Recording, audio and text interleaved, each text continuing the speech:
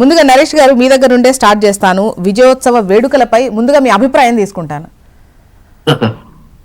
Madam, Congress party అంటే ఏదో ఒకటి చేసినాము అని చెప్పుకోనికి చేస్తున్న ఉట్టుట్టి ఈ ప్రచారం తప్ప, కల్పన తప్ప నిజానికి ఈ రాష్ట్రంలో గత సంవత్సరం నుంచి ఏమి అభివృద్ధి కనిపించట్లేదు. ముఖ్యంగా వాళ్ళు ఏదైతే హామీలు ఇచ్చారో, రైతు భరోసా అని చెప్పేసి 10,000 కాదు 15,000 ఇస్తామని చెప్పారు. వాళ్ళు కనీసం 4 ఎకరాలు దాటిన తర్వాత వాళ్ళకి ఏలేకపోయారు. కనీసం 5 ఎకరాలు ఉన్న వాళ్ళకి కూడా వాళ్ళు ఏలేకపోయారు. అది కూడా పూర్తి పడలేదు. అదేవిధంగా ఈ పిల్లలకి ఏదైతే ఉచిత విద్య అని చెప్పి ప్రామిస్ చేశారో, వాళ్ళ మేనిఫెస్టో పెట్టారో, ఆడపిల్లలకు నెలకు 2,500 ఇవన్నీ కూడా పెట్టారో, ఏవి కూడా ఇవ్వలేదు.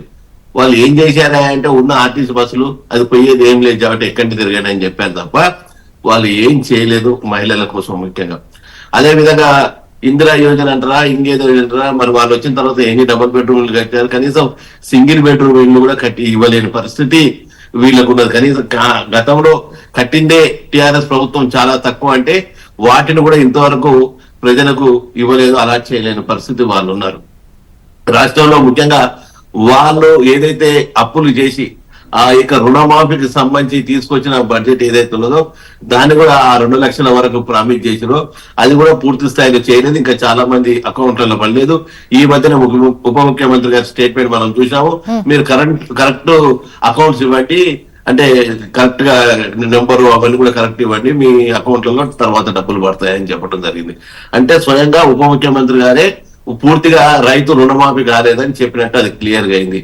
ఇంకే సరే వాళ్ళకి సంబంధించిన చేయాలన్న చిత్తశుద్ధి ఉంది కాబట్టే అంటే ఇప్పుడు అకౌంట్స్ ఇవ్వండి, క్లియర్ చేస్తాం లేకపోతే ఇక్కడ వరకు అయిపోయింది సమాప్తం అని చెప్పకుండా క్లియర్ చేస్తాం అంటున్నారు. మేడం నేను మాట్లాడుతున్నాను, అదే విధంగా వాళ్ళ యొక్క ఫెయిల్యూర్స్ మాట్లాడుతున్నాను. యూనివర్సిటీలకు సంబంధించి ఏదైతే తెలంగాణ ఉద్యమానికి ఉర్రూతలొగించి రాష్ట్ర సాధనకు కీలకంగా ఉన్న ఉస్మాన్ యూనివర్సిటీలో నేను రాగానే రిక్రూట్మెంట్ చేస్తున్నారు.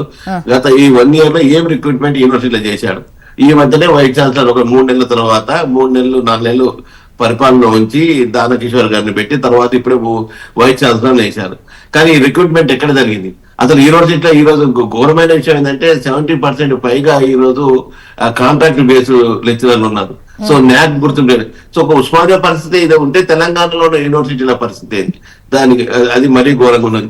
సరే, విద్యార్థులకు సంబంధించిన స్కాలర్షిప్ రీఎంబర్స్మెంట్ విషయంలో చూసుకుంటే గతంలోనే కేసీఆర్ ప్రభుత్వం లాస్ట్ 1 year మొత్తం ఎగ్గొట్టింది. ఇప్పుడు వచ్చిన తర్వాత ఇంకో సంవత్సరం. అంటే మీరందరూ చాలా స్పష్టంగా తెలుసుకోవాల్సింది ఏంటంటే 22-23 అకాడమిక్ ఇయర్ స్కాలర్షిప్లు ఇంతవరకు ఇంజనీరింగ్ కానీ డిగ్రీ పిల్లలకు ₹1 కూడా పడలేదు.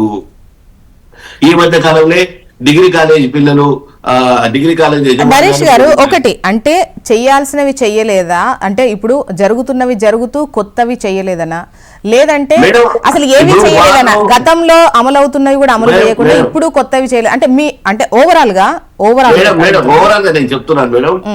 భారతీయ జనతా పార్టీ ఎప్పుడు కూడా అమలు కాని హామీలని ఇవన్నీ కూడా ఇవ్వదు. ఒక లెక్క ప్రకారంగా మాట్లాడతాం. మేనిఫెస్టో చూస్తే కూడా అదే ఉన్నది. కానీ కాంగ్రెస్ పార్టీ కర్ణాటకలో 5 ఇచ్చేసి ఇక్కడ 6 ఇస్తున్నాము పథకాలు అని చెప్పేశారు. కర్ణాటకలో కాంగ్రెస్ ఏ విధంగా ఈ రోజు కరెంట్ ఇవ్వట్లేదు, ఇక్కడ కూడా సేమ్ పరిస్థితి దాపురిస్తున్నది. కరెంట్ కట్ల మళ్ళీ స్టార్ట్ అయినాయి. మళ్ళీ మనం బ్యాటరీలు మళ్ళా కింద అవన్నీ కూడా ఏర్పాటు చేసుకుంటున్నారు ప్రతి ఒక్క ఇంట్లో కూడా యూపీఎస్. ఇక్కడ నేనేమంటున్నానంటే వీళ్ళు ఏదైతే ఈ హామీలు ఉన్నాయి, ఇప్పుడు ఇదే హామీలు ఇక్కడ మహారాష్ట్రలో పెడితే మనం చాలా స్పష్టంగా వాళ్ళ అధ్యక్షుడు నేషనల్ ప్రెసిడెంట్ మల్లికార్జున అరే మీరు ఆర్థిక పరిస్థితి చూసి ఆ రాష్ట్రంలో మీరు ఇయ్యగలుగుతారు లేదా ఆలోచన చేసి పెట్టండి, ఉత్తరం పెట్టకండి, అది ఫెయిల్ అవుతుందని చెప్పారు. కాబట్టి రాష్ట్రం అమలుగా ఏదో మాయమాటలు చెప్పి అధికారంలోకి వచ్చారు. ప్రజలు కేసీఆర్ ని తిరస్కరించారు. ప్రజలు మార్పు కోరుకున్నారు కాబట్టి వాళ్ళకు వీళ్ళ హామీలు నచ్చినాయి కాబట్టి చేసిన తప్ప వీళ్ళు ఫెయిల్ అయ్యారంటే నేను అంటున్నాను మేడం.